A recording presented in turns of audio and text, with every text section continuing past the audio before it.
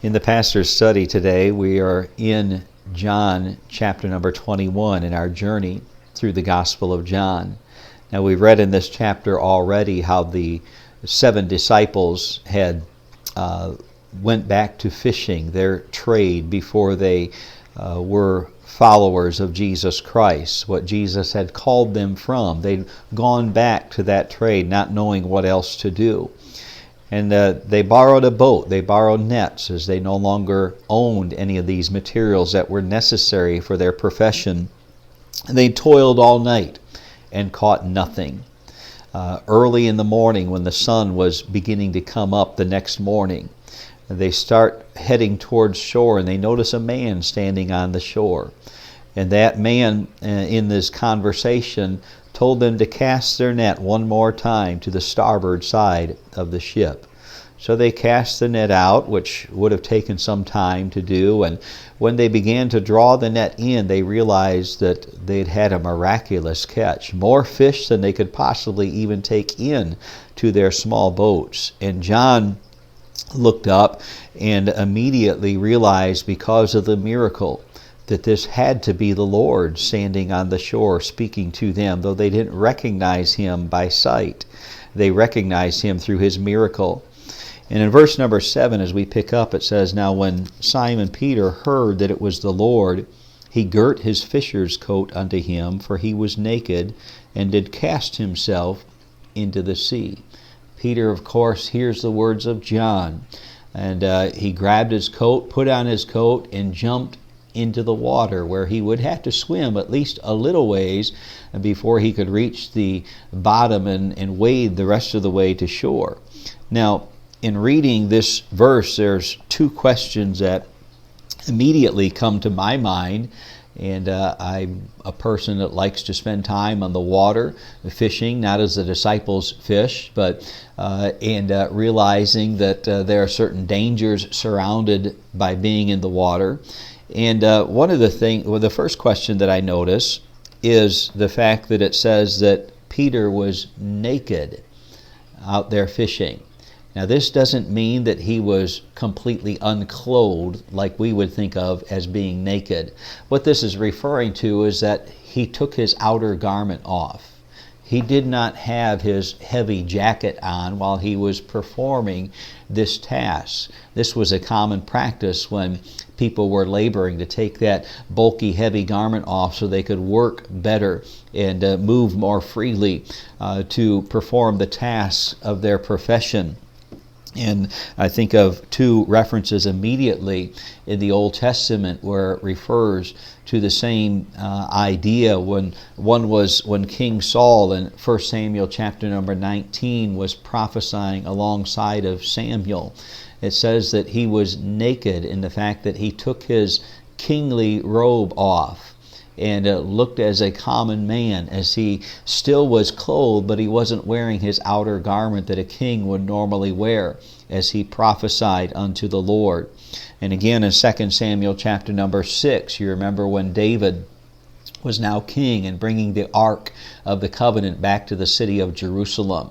And again, he was later rebuked by his wife for taking his kingly robe off and dancing, rejoicing before the people unto the Lord, for the great blessing it is to have the presence of God again in his life. And the Bible refers to him as being naked, though he was still clothed as we would see him in our eyes, yet he did not have his outer garment on. And then the second question that I immediately think of when I look at this verse, when Peter jumped into the water, why would he risk his life by putting that heavy garment on that would make it difficult for him to swim, if not impossible for him to swim in the water?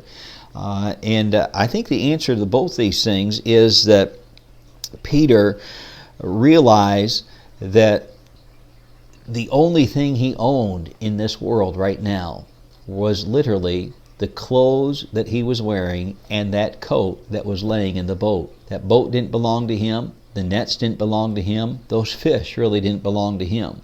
He grabbed all that he owned and put it on his body. and jumped into the water, risking his own life to go and be beside the Lord Jesus Christ, to serve him.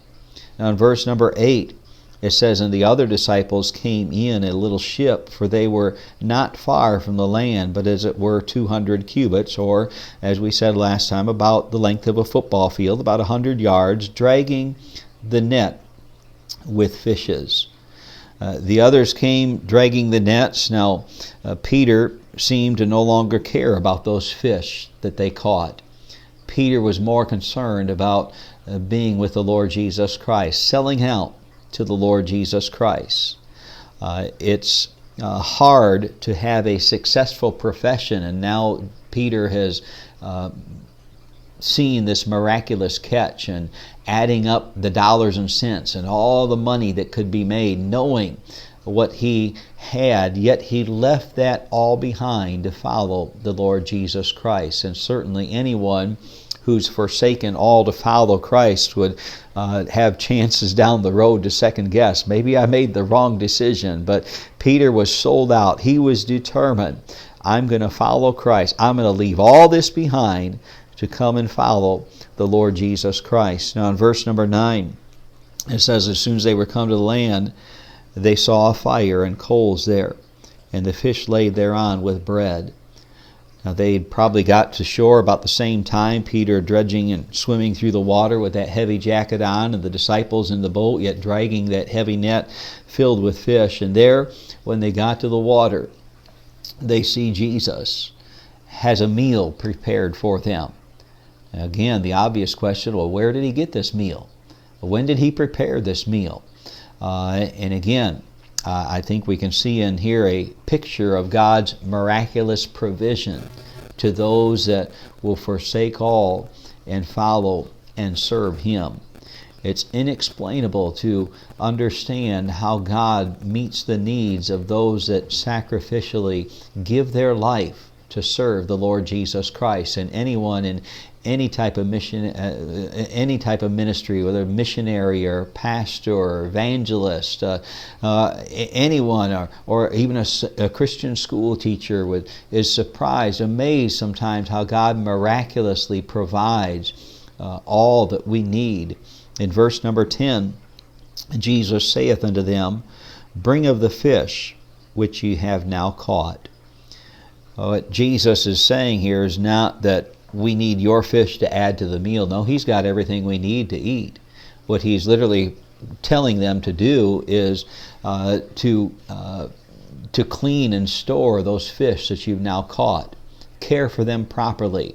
Finish the tasks that you started here, and then we will come and dine together. In verse number 11, as Simon Peter went up and drew the net to land full of great fishes, and he helped the other disciples. They found, of course, as they took the fish out, 153, and for all there was so many, yet was not the net broken. They were great fishes of great size, very large fish. 153 of them. That's a lot of fish, considering the size of those fish. Each one of those fish, we're just told, is a great fish, most likely big enough to feed an entire family, an entire meal. And they not only took them out of the net, they cleaned them, they stored them properly, and then they went to repair the net and found that miraculously, again, the net had not been damaged by all these fish, which is really unheard of in the type of fishing that they were doing. And then verse number 12 says, Jesus saith unto them, Come and dine. And none of the disciples durst ask him, Who art thou? Knowing that it was the Lord. Come and dine. The work is now over. Come and fellowship with me. The disciples, of course, were amazed at Jesus' requests and his appearance and now the preparing of the meal, and they knew it was the Lord, but they were afraid to ask, how'd you get here? What's going on here? But they did know that it was the Lord, in seeing the miracles and knowing who he was. And verse number 13 is, none of them durst ask, Who art thou? Jesus then cometh and taketh bread and giveth them, and the fish likewise. Jesus shared a meal with them. The greatest picture of true fellowship is sitting down and breaking bread together, sharing a meal together. And this particular meal, Jesus had done all the preparing. It was up to the disciples and up to us as followers of Christ just to sit down and enjoy the sweet fellowship and the preparations made by the Lord Jesus Christ.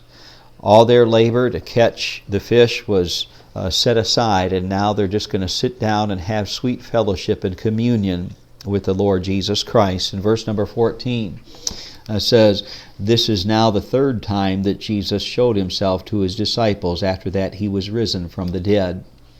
Now this was the third time he had appeared to his disciples in the account of John's Gospel.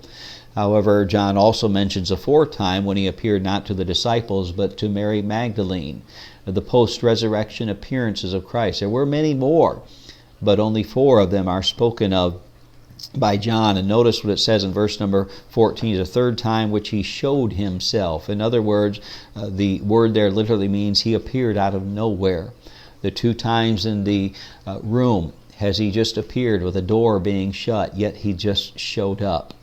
And now again, he just showed up out of nowhere and shared this time with his disciples.